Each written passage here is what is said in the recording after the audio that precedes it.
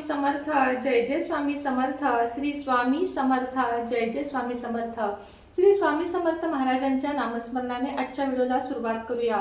शुभ दुपार तुम्हा सगळ्यांना। कसे आहात तुम्ही सगळे? आशा व्यक्त करते स्वस्त असाल, मस्त असाल, स्वामींच्या सेवेमध्ये रममाण असाल। गुरुचरित्राचे आज आपल्या सगळ्यांचा तिसरा दिवस असून 22 ते 29 अध्याय आज सगळ्यांचे झाले असतील, माझेही झाले। आजचे अध्याय लहान असतात त्यामुळे आज लवकर जरा झालं आणि त्यामुळे थोडीशी लवकरच व्हिडिओला बसलेली आहे। सगळं काही झालेलं आहे, फक्त आता व्हिडिओ बाकी आहे। आत्ताचा व्हिडिओ आत्ता करणार आहे, संध्याकाळचा व्हिडिओ संध्याकाळी करणार आहे। आज आणि उद्या आहे एकादशी। आज आहे मोक्षदा एकादशी आणि उद्या आहे भागवत एकादशी। मोक्षदा एकादशीचे वर्णन रामायणात सुद्धा केलेले आहे। रामायणात जेव्हा अर्जुनाला थोडासा म्हणजे मोहाने ग्रस्त जेव्हा श्रीकृष्ण झाला होता, तेव्हा अर्जुनाने त्याला गीतेतले उपदेश केले होते आणि त्याचा मोह दूर केला होता। त्या दिवशी मार्गशीर्ष महिन्यातली शुक्ल पक्षातली एकादशी होती। त्या दिवशीपासून या एकादशीला मोक्षदा एकादशी असे म्हटले जाते। पैसा, सुख, समृद्धी, मोह दूर करण्यासाठी आजची मोक्षदा एकादशी धरली जाते। ही वर्षातली आजची आणि उद्याची भागवत आणि आजची मोक्षदा एकादशी ही शेवटची एकादशी मानली जाते। उद्याच्या दिवशी जर तुम्ही उद्या किंवा आज या 4 वस्तू घरी आणल्यात तर तुमच्यासाठी त्या अत्यंत शुभ मानल्या जातात। सांगायला खरं कालच पाहिजे होतं, पण तरीही आज किंवा उद्या तुम्ही आणू शकता, कारण दोन्ही दिवशी एकादशी आहे आणि त्यामुळे दोन्ही दिवस शुभ आहेत। एकादशी दिवशीच ते आणायचे असतात, त्यामुळे मी व्हिडिओ हा आज केलेला आहे। सगळ्यात पहिली गोष्ट म्हणजे आता बघा, ही शेवटची एकादशी आहे। शुक्रवार दिनांक 22 डिसेंबर रोजी आणि 23 रोजी भागवत एकादशी आहे। भगवान विष्णूंना समर्पित अशी ही एकादशी मानली जाते। मोक्ष प्राप्ती, पितृमोक्ष अशा प्रकारे या दिवशी मोक्षदा म्हणून एकादशी केली जाते। भगवद्गीता, विष्णू, कृष्ण, लक्ष्मी यांची पूजा या दिवशी केली जाते। संकटे, पाप नाहीसे होतात, तसेच आपल्या मुलांचा उद्धार होतो जर आपण हे व्रत धरले तर। घरात सुख, शांती आणि समृद्धी येण्यासाठी ज्या काही 4 वस्तू मी सांगणार आहे त्यातली एक जरी घेऊन आलात तरी चालेल आणि अगदी सोप्या आणि साध्या वस्तू सांगणार आहे। त्यातली सगळ्यात पहिली वस्तू आहे माशाची मूर्ती। माशाची चांदीची मूर्ती आता का आणावी तर 10 अवतारांपैकी विष्णूचा पहिला अवतार आहे मत्स्य अवतार।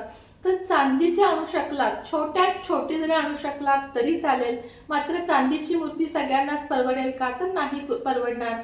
मग पितळेची जोड मूर्ती माशाची आणावी किंवा मग पंचधातूची आणावी किंवा अष्टधातूची आणावी किंवा कोणत्याही धातूची तुम्हाला उद्या माशाची मूर्ती आणायला जमली तर अतिशय चांगलं आहे आणि घरात आणून ती उत्तर दिशेला ठेवावी। तुमच्या घरामध्ये वास्तुदोष निघून जाऊन तुमच्या घरामध्ये मुले त्रास देत असतील तर तेही कमी होईल।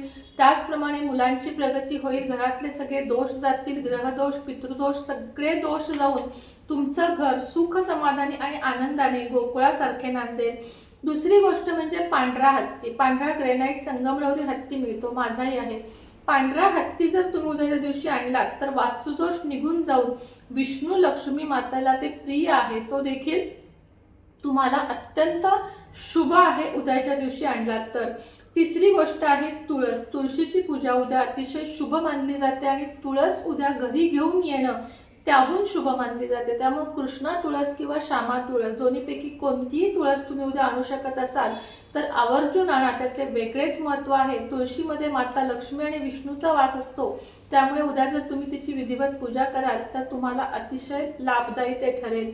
कामधेनू गाय म्हणजे पितळी गाय वासराची मूर्ती।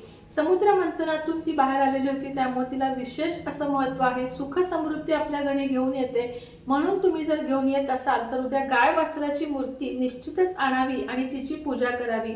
आर्थिक संकटे तुमची दूर होतील, त्यासाठी तुम्हाला उद्या ओम नमो भगवते वासुदेवाय नमः या मंत्राचा किमान 108 वेळा जप करायचा आहे। किमान 108 वेळा ओम नमो भगवते वासुदेवाय या मंत्राचा।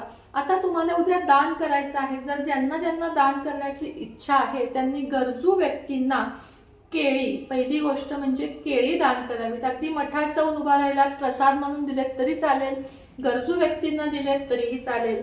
केळी दान करावीत। उद्याच्या दिवशी अन्न दान करावे, वस्त्र दान करावे। ज्यांना थंडीची गरज आहे, ज्यांच्याकडे स्वेटर नाहीत, अशा लहान मुलांना किंवा मोठ्या व्यक्तींना तुम्ही लोकरीचे स्वेटर, लोकरीच्या शॉल असंही देऊ शकता। त्याचप्रमाणे संध्याकाळी तुम्हाला तुपाचा दिवा लावायचा आहे देवघरापाशी एक आणि तुळशीपाशी एक, आणि मंत्र म्हणायचा आहे.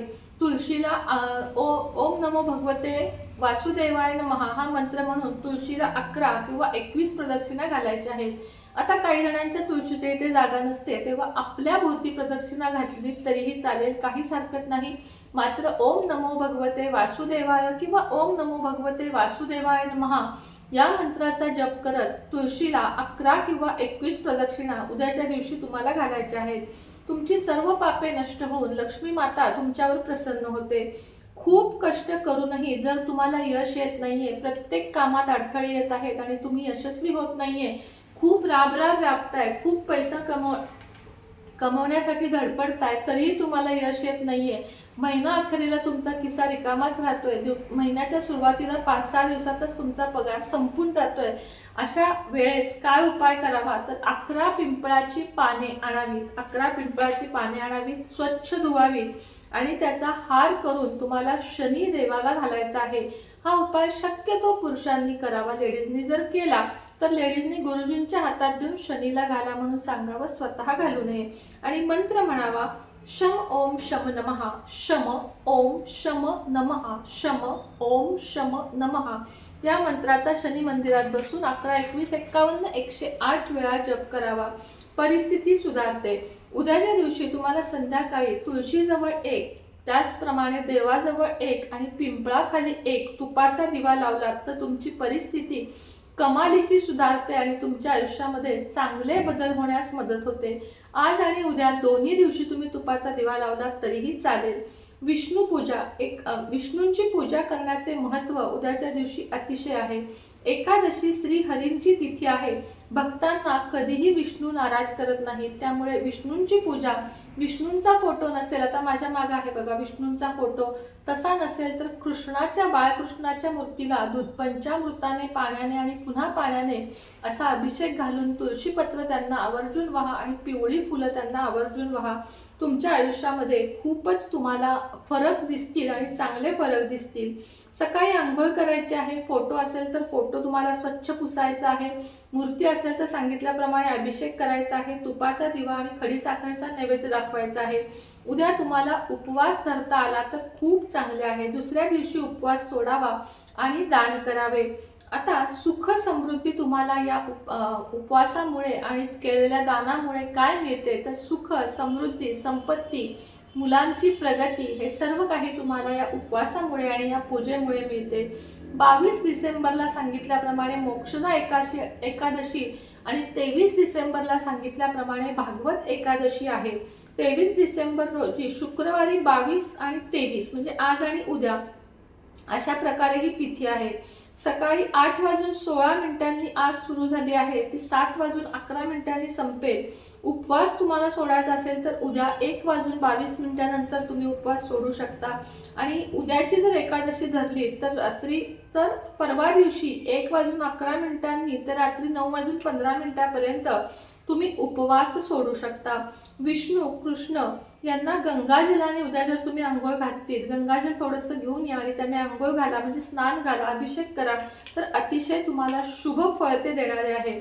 अभिषेकानंतर पिवळी फुले, तुपाचा दिवा, आरती, विष्णूची आरती आणि दानधर्म करावा. उद्यापासून किंवा आजपासून संकल्प करून एकादशीचे व्रत तुम्हाला कायमस्वरूपी धरायचे असेल तरी तुम्ही धरू शकता.